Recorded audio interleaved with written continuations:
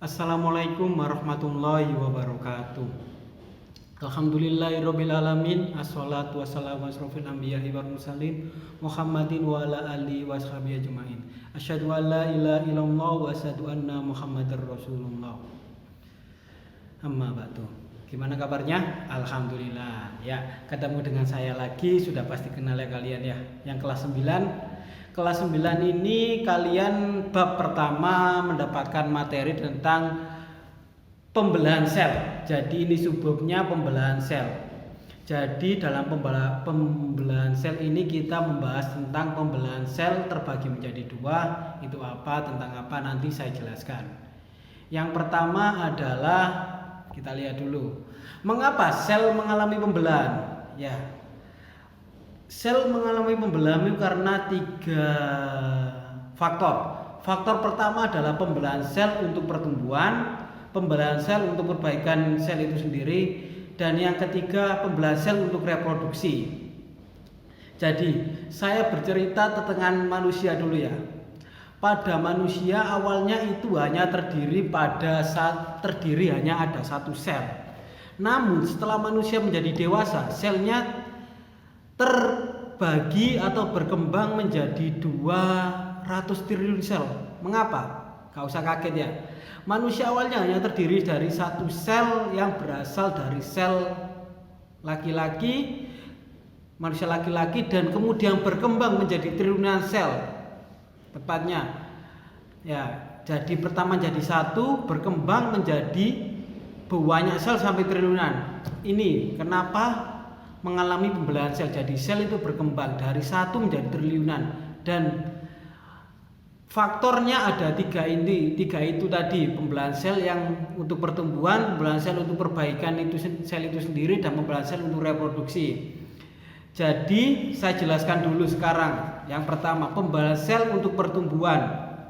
Ini kita bahas yang pertama, pembelahan sel untuk pertumbuhan. Pembelahan sel untuk pertumbuhan sel ini adalah ciri khas dari ciri makhluk hidup. Kemarin kan kita sudah bahas di kelas 7. Makhluk hidup atau organisme itu mempunyai 5 bagian. Yang terkecil. Yang terkecil adalah sel, terus jaringan, organ, sistem organ, dan organisme itu sendiri. Jadi sel membelah untuk pertumbuhan itu adalah ciri makhluk hidup. Ciri makhluk hidup di mana salah satunya mengalami pertumbuhan. Makhluk hidup dapat tumbuh karena sel-sel bertambah. Jadi mulai dari 1 menjadi triliunan tersebut. Semakin banyak sel dalam tubuh makhluk hidup, maka semakin besar makhluk hidup tersebut. Jadi gajah dan manusia banyakkan sel gajah daripada manusia karena tubuhnya lebih besar daripada manusia. Ya. Yang kedua, pembelahan sel untuk perbaikan sel itu sendiri. Jadi kerusakan pada jaringan tubuh tertentu mengalami pembelahan selnya. Contohnya, kita terluka, terkena pisau, otomatis selnya terbelah dan keluar darah. Jadi sel melakukan pembelahan untuk menutup luka pada sel tersebut. Jadi untuk perbaikan sel itu sendiri. Yang ketiga, pembelahan sel untuk reproduksi. Ini pembelahan sel untuk reproduksi ini mulai berkembang biak. Jadi ini tentang pertumbuhan pada manusia. Jadi manusia kan berasal dari satu sel terbagi menjadi 1.000. Jadi pembelahan ini adalah pembelahan untuk berkembang biak manusianya.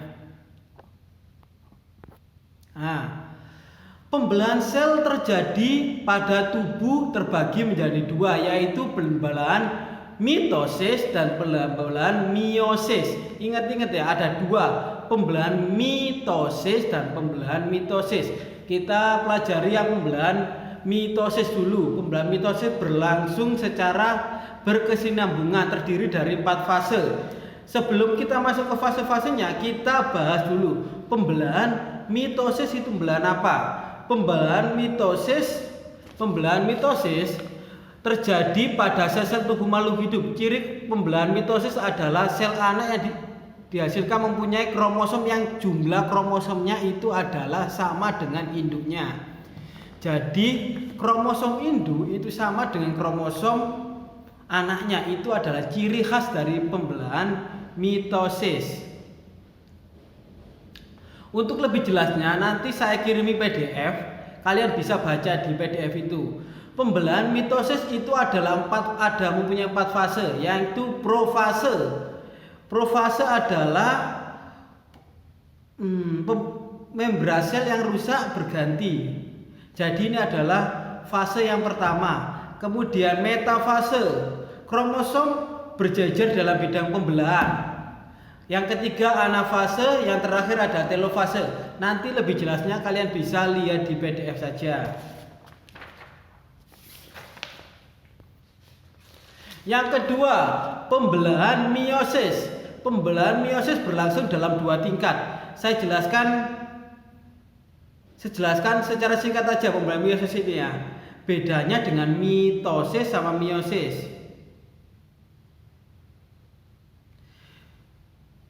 Jadi kalau meiosis itu lebih pembelahan selnya mempunyai sel 4 anak, masing-masing sel anak memiliki kromosom separuh dari jumlah kromosom itu. Jadi yang mitosis adalah jumlah kromosomnya itu sama dengan anak induk itu sama. Kalau yang meiosis itu adalah jumlah kromosom anak separuh dari kromosom induknya. Ingat-ingat ya, kalau mitosis itu kromosom anak dan induk jumlahnya sama. Kalau pembelahan meiosis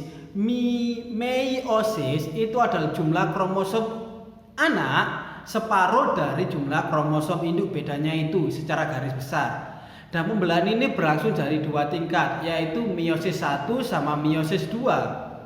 Namun pembelahan meiosis ini mirip dengan pembelahan mitosis. Jadi prosesnya itu sama pembelahan meiosis ini. Cuma kalau pembelahan meiosis mempunyai 2 tahapan. Kalau mitosis cuma 1 tahapan, tapi prosesnya ada 4 seperti tadi.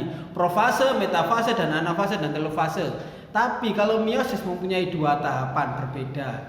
Dari tahap 1 ke tahap 2. Nah, untuk tugasnya nanti kalian bisa lihat di Google Form. Kita lebih jelasnya, lebih enak menjelaskan ini di kelas saja, karena lewat video ya seperti ini tidak terlalu jelas. Jadi saya juga agak kesulitan kalau menjelaskan lewat daring tersebut. Jadi demikian pertemuan daring untuk pelajaran IPA kali ini. Semoga cepat normal seperti biasanya. Kita akhiri pertemuan ini dengan membaca Alhamdulillahirobbilalamin. Jika ada kesalahan saya mohon maaf. Assalamualaikum warahmatullahi wabarakatuh.